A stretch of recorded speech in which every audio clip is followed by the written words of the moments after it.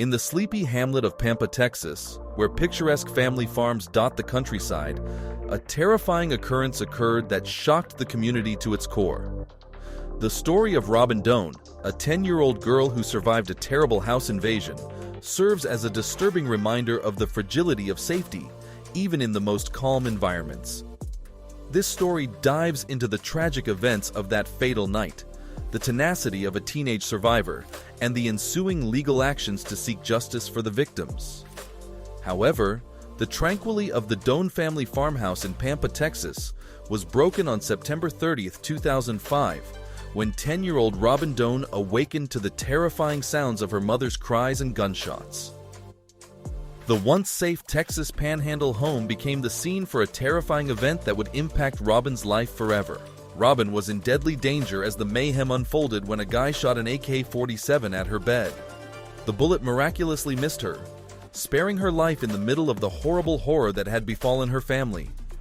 Robin simulated death in a desperate bid to survive, a method she would later relate in a frantic 911 call. "I pretended I was dead the whole time," she told the operator, her voice shaking with anxiety. "I'm 10 years old, and I'm at a loss for what to do.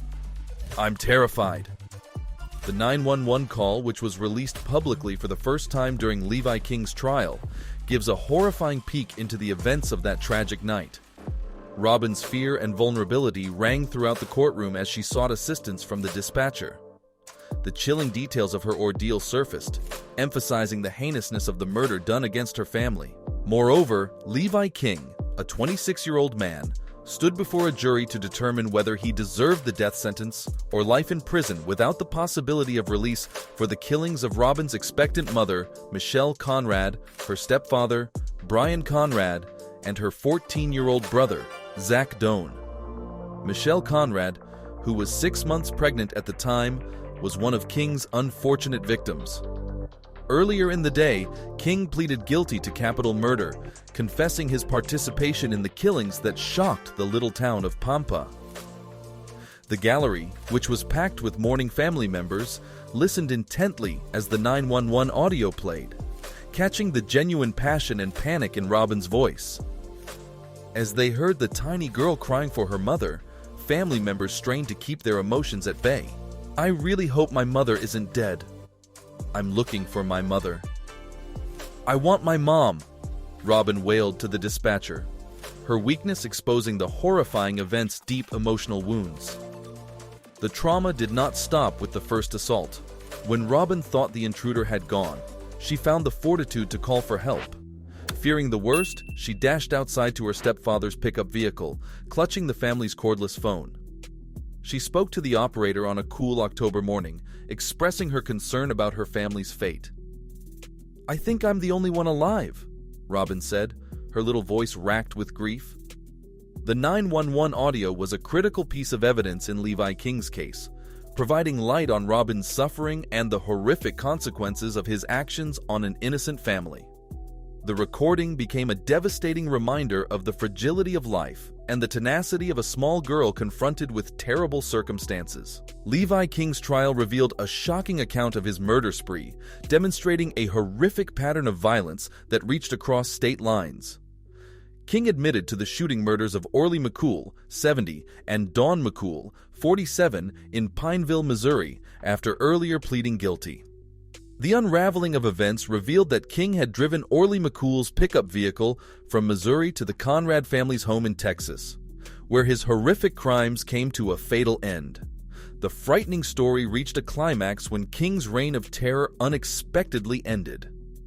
On the same night, officials apprehended him near the Mexican border in El Paso, Texas, when he attempted to re-enter the United States.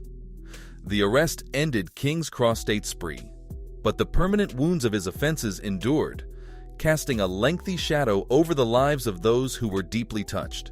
The Pampa community was dealing with the fallout from an unprecedented tragedy, a communal battle to come to grips with the unthinkable evil perpetrated on one of their own.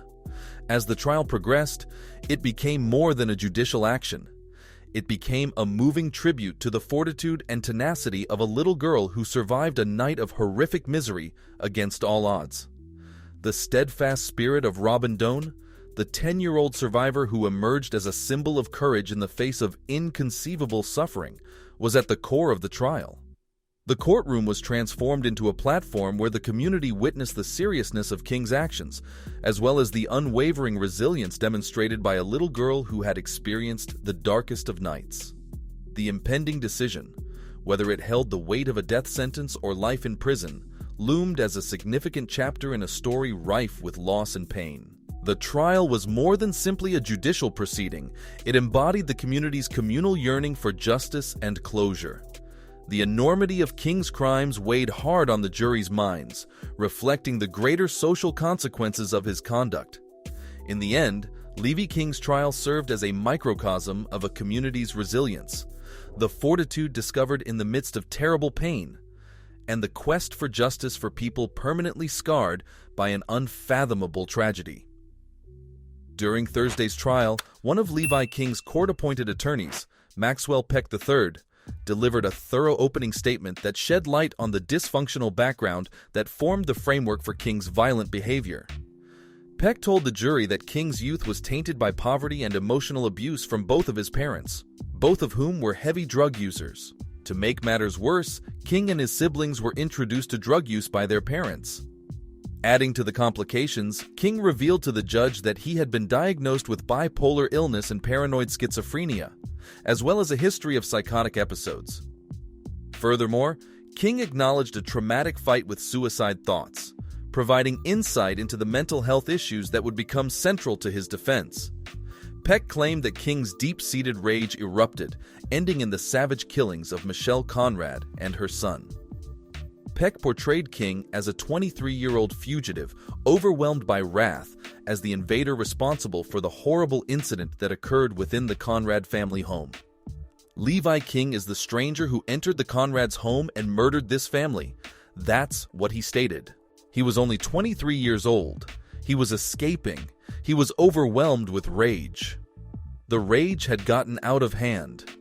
Prosecutor Lynn Switzer, on the other hand, preferred to focus her opening remarks on the innocent victims, the Conrads. She created a comprehensive portrait of the family's idyllic home, underscoring that they had no need to fear any impending threat and saw their home as a safe haven.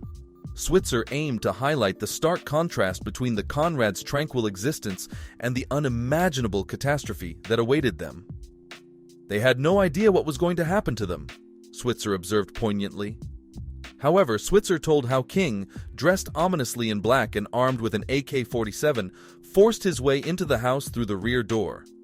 His heinous voyage began in the master bedroom, where he shot Brian Conrad 3 times and brutally murdered Molly, the family dog. The scenario began with Michelle Conrad's frantic screams as King turned his cruelty on her. Her screams were cut short because the defendant put 5 rounds into her body, Switzer explained, leading the jurors to contemplate the pain of being jolted awake to such a terrifying reality. King's fury continued as he fired in Robin's room before moving on to Zach Doan's room and shooting 3 deadly rounds. The recital of these heinous events aims to emphasize the tremendous anguish and destruction inflicted on an unwary family.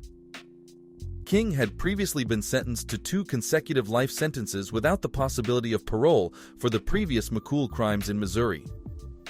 However, under a legal agreement between the 2 states, it was decided that the Texas sentence would take precedent. As the trial progressed, it became a moving examination of King's unhappy history, his mental health issues, and the striking contrast between the Conrads' idyllic life and the violent incursion that ruined their existence.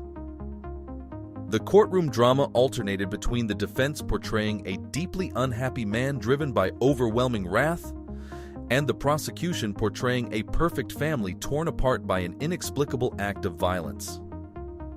Additionally, the trial would ultimately serve as a battleground for justice, wrestling with the intricacies of mental illness, social guilt, and the irreversible harm wreaked on a community by one man's unbridled rage. The decision, whether to execute King or imprison him for life, would be a watershed moment in a saga defined by tragedy, anguish, and the search for responsibility. As the echoes of this tragic tale linger, one must ponder, can resilience triumph over unfathomable darkness? Well, that's it for today. Make sure that you like and subscribe to our channel for more amazing videos. Thanks for watching the video. We'll see you at the next one.